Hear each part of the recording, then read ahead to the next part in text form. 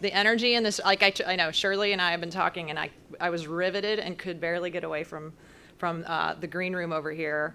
And I could say that about everyone here I've met, and I'm certain all those I've yet to meet, because we're all here for a common purpose. And we're going to get down that path soon. We're going to hear from some amazing people, incredible panelists. But right now, I have the distinct pleasure, opportunity, and I am humbled to introduce Lyda Hill, founder of Lyda Hill Philanthropies, innovator, game changer, visionary. She believes that science is the solution to the world's problems, and this is why we're here today. So Lyda.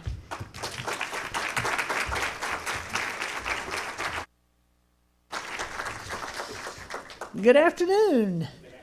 Welcome to the STEM Opportunity Alliance Summit here at Pegasus Park. We're glad to have you here. We're co-hosting with the National Math and Science Initiative and are thrilled to have you continue the important and the urgent achieving equity and excellence in STEM by year 2050. Seems like a long way away for those of us who were born a long time ago. I mean, first time I'd had 2050.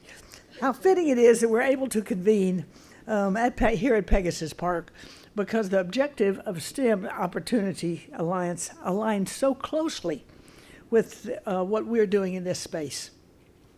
Here on our 26-acre campus, we bring together innovative companies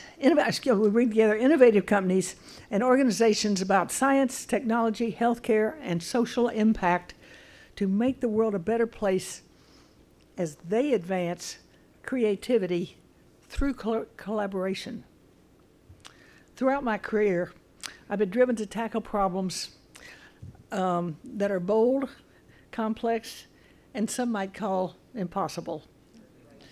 I believe that the best innovation happens when teams collaborate and when they're made up of people who directly represent the makeup of the global population that they work to serve. I can't wait to see the incredible impact of what you do today. And now I want to I'm going to turn it over to Nicole Small, who is the CEO of Lyda Hill Philanthropies and who makes things happen. Thanks for being here.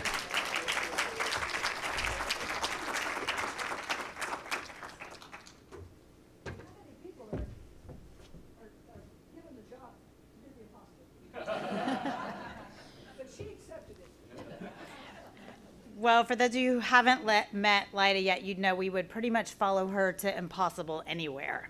So, well, we are so glad you're here. How many of you are from out of town? Just curious. Okay, well, thank you for bringing us much needed rain. I'm sure you're not appreciative of the rain, but we are very much appreciative of the rain. So we're sorry it's not beautiful weather, but for those of us here in Texas, I don't know if y'all know, but there's some science issues in the world, and we're pretty much happy to have the water. So thank you. And I also want to thank our co-host that Lyda just mentioned, National Math and Science Initiative, and also the Doris Duke Foundation, and the many, many partners that are here and collaborators that have made today possible. We are so happy to have you here. And you're right, Lyda. Pegasus, where you're sitting, was built to capitalize on the strength of representing all sectors as we face head-on the challenges of our time. We just mentioned one or two: climate change, cancer, COVID, you guys name it, all the C's. We try to solve those here at Pegasus. Over the course of Lyda, who you just heard from Lifetime, and inspired by her belief that science is the solution to the world's problems, she's consistently supportive, innovative ideas and game-changing technologies to address the challenges that we all face. We are excited to be hosting this important conversation today in partnership with the STEM Opportunity Alliance and the National Math and Science Initiative. Leadership from across all sectors is critical if we're ever to be successful in achieving equity in STEM. In 2019, we co-founded the If Then Initiative, which was to empower women in STEM fields and inspire young girls to consider pursuing STEM. How many of you have heard of the If Then Initiative? Perfect. And if you haven't, I'm going to ask you again at the end of the day. I'm going to tell you just a little bit about it for a minute, because we're a little bit proud of it here in Dallas. So in partnership with our partners at AAAS, we selected 125 women innovators to share their stories, to serve as role models to young girls, and to implement some of the unique ideas that they had for inspiring the next generation of STEM professionals. In fact, we're thrilled to have a few of our AAAS If Then ambassadors here today.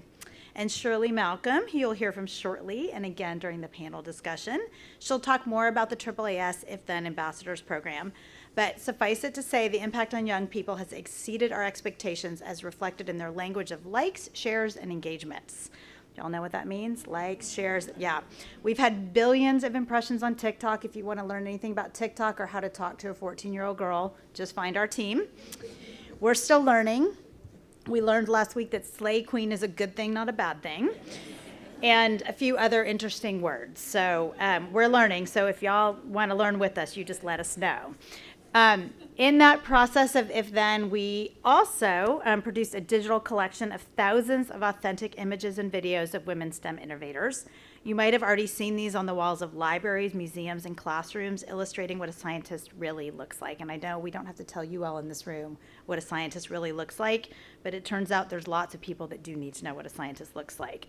And all the places that we're looking are now going to look like girls of all kinds. So every girl is going to see themselves on the wall of a museum. They're going to see themselves when they open a textbook. They're going to see themselves on TikTok and all the other places. So we're really excited about that. And if they didn't see themselves there and they had the opportunity to come here, they might see themselves as an orange statue. How many of you saw the orange statues when you were walking in today?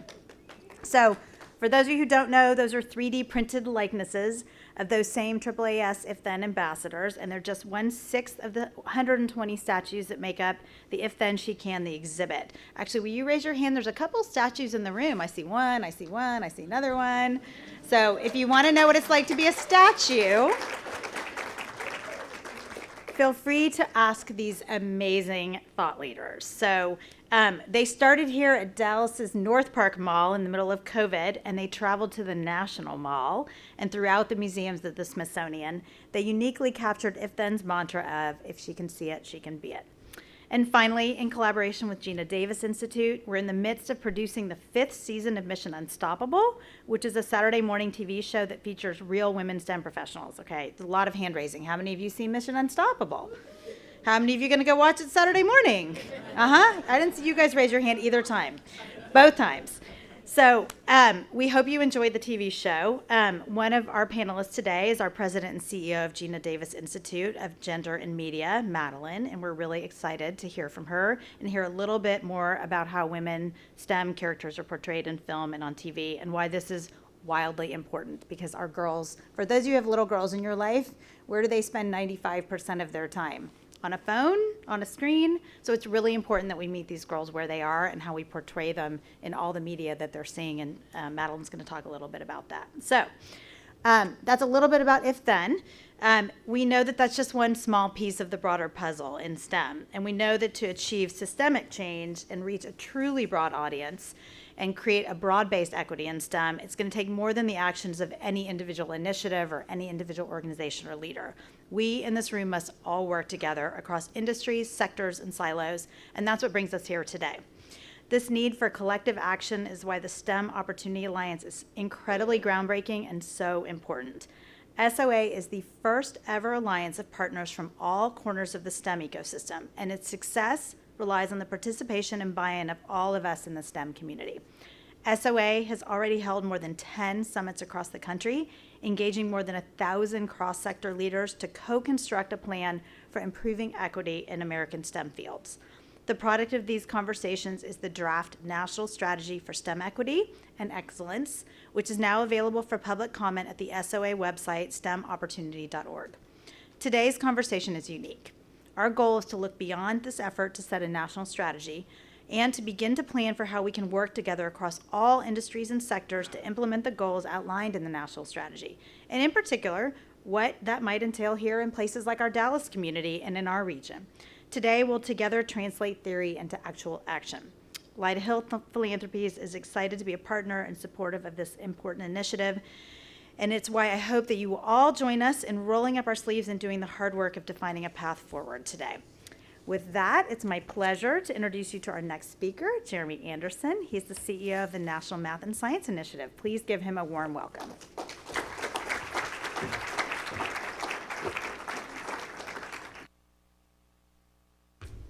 Well, thank you all for joining us here in Dallas. It's an honor to have you all.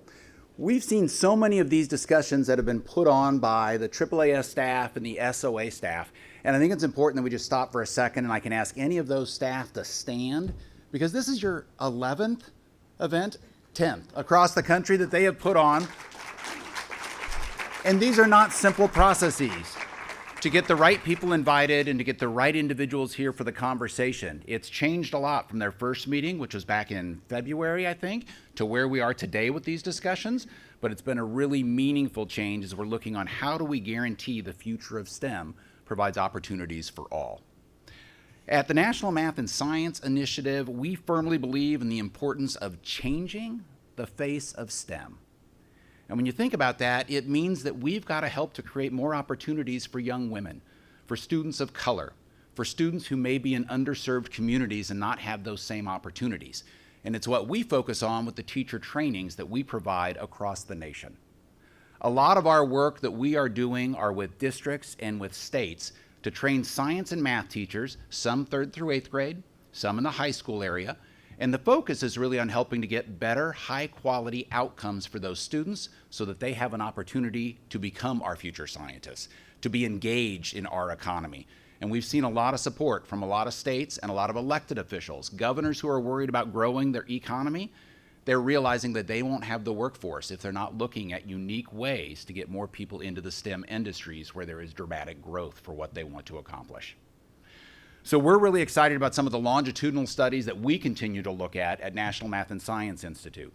We do work with the National Student Clearinghouse, and it highlights that if you're a high school student who has had a science or math class with one of our trained teachers from National Math and Science Initiative, you are likely to be almost double as likely to go into a STEM degree when you go to college. More importantly, we are almost 8 times better outcomes than just traditional students, for students of color, for female students, and for students who are on free and reduced lunch plans in those high schools. And that's an important thing that we're trying to fixate on so that we can help to provide those opportunities for everyone, and it's why we're a big part of the STEM Opportunity Alliance. I'm excited to have a host of just great people here that we're going to be able to learn from on the panel, speaking after some of the breakout sessions and the discussions we'll have during those. But I would be remiss to not just put a quick thank you out for our Vice President of Public Affairs, Nicole Aushin, who's going to be on the panel, and also to my board chair, she's listed behind me, but it doesn't say Jeremy's board chair, Shirley Malcolm, who has been tremendous in the leadership she has provided us through the National Math and Science Initiative over the last few years. So with thanks also to the Gina Davis Institute for Gender and Media, for the Doris Duke Institute, and for the partnership we've been able to have with the Lyda Hill Philanthropies, it is my honor to introduce Shirley Malcolm to the stage.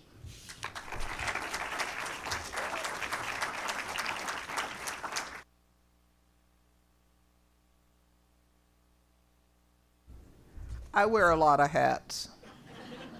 Today, I am wearing my AAAS hat.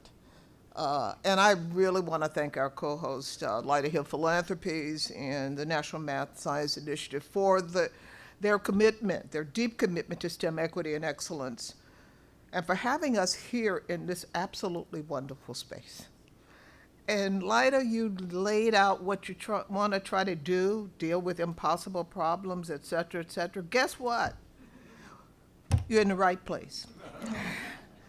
We are grateful for our longstanding partnership with both NIMSY and with Lyda Hill Philanthropies. And this basically doesn't just include me and my engagement, but the entire AAAS team. And we really want to thank you.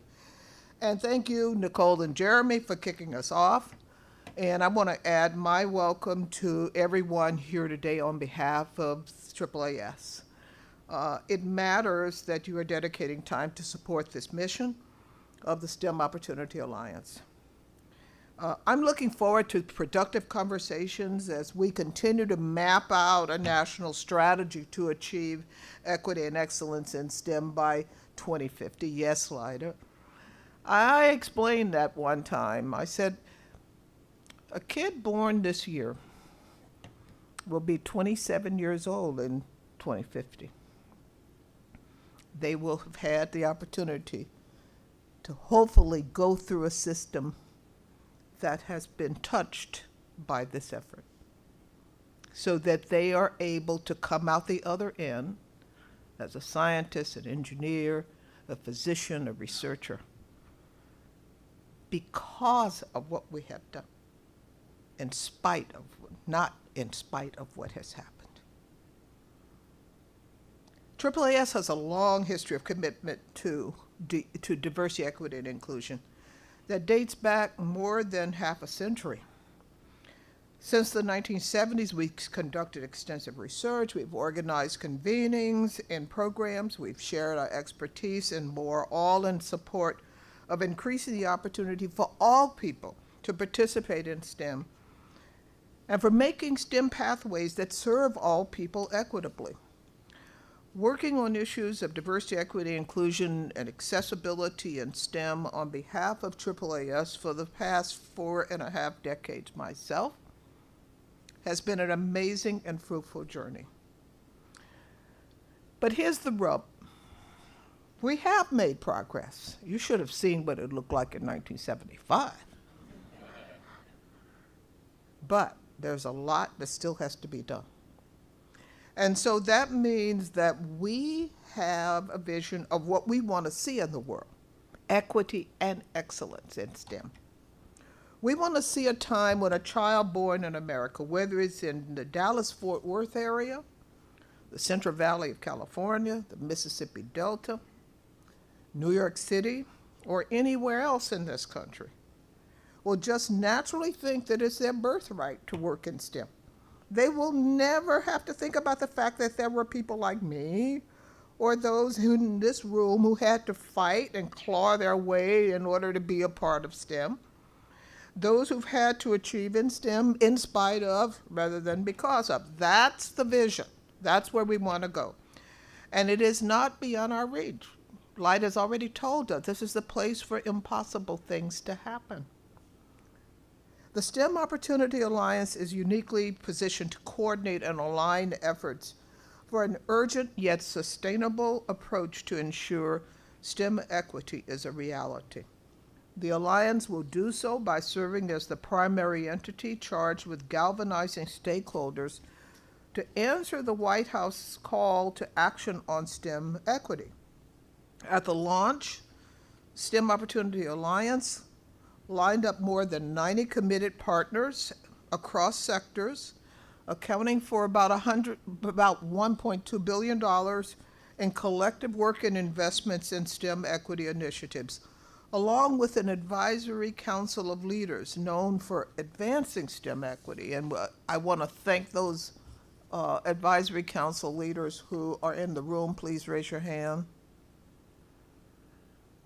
And thank you. The Alliance continues to grow.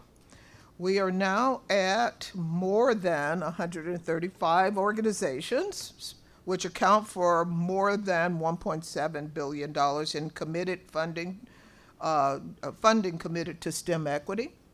Today, we are thrilled to welcome 8 new partners: Brown University, High Tech Kids, Project Lead the Way, the Scratch Foundation, Telos Learning, Texas Girls Collaborative Project, the You Teach Institute, and WestEd. And we want to thank you for your commitment to this critical work. And we look forward to driving the critical changes needed to realize our shared vision of STEM. SOA will continue to grow our partners network because to achieve the systemic change that we need to meet the future demand and capitalize on historic commitments will require a lot more people, a lot more coordination, alignment, shared learning, and accountability than currently exists. SOA has the power to work across sectors and geography to facilitate national coordination and pursue STEM equity on a national level like never before. The paths through the STEM ecosystem are not the same for all. Some have a far bumpier road than others. Many solutions focus on helping individuals traverse those roads, arming them with GPS, opportunities, and tools for success. Those efforts are vital, but we have to get beyond them. We have to focus on smoothing the road, not fixing the people. So it is equitably transversable for all. SOA will do both of these things through elevating successful interventions, making those strategies visible through increasing transparency and accountability, encouraging shared learning, and investing in the capacity of organizations such as schools, companies, and government to have equitable processes and policies, facilitating national alignment to address systemic barriers to equity in STEM, expanding use of effective strategies to increase diversity, and enhancing the ability of a wide array of stakeholders to participate in driving this change. We want to create a movement. Working together, we'll take a significant step forward to ensure we can unlock our country's full potential, to capitalize on federal, state, local, and private investments to meet the future demand, maintain our scientific leadership globally, and meet the greatest challenges of today and tomorrow. When I see the passion and energy in rooms like these around the country, started at Morgan State University, then at New York Hall of Science, SNAP Incorporated, Micron, 3M, the Museum of Science and Industry in Chicago, and now in Dallas. I know it's possible. If this feels different, I know it's absolutely possible because we are living in a golden age of science and technology. Don't let anybody tell you otherwise. We know more about the universe than we've ever known. That said, it matters who is designing the systems and developing the algorithms that power the technologies and the scientific breakthroughs. It matters who is designing the outputs and the inputs. I like to paraphrase our good friend and visionary SOA supporter, Alondra Nelson, who recently left the White House. She said that not only does it matter, it's absolutely pivotal. It's absolutely pivotal who is in charge of designing the systems, who's in charge of ensuring that the outputs and the inputs can benefit everyone. And so that's the vision that we're trying to advance here.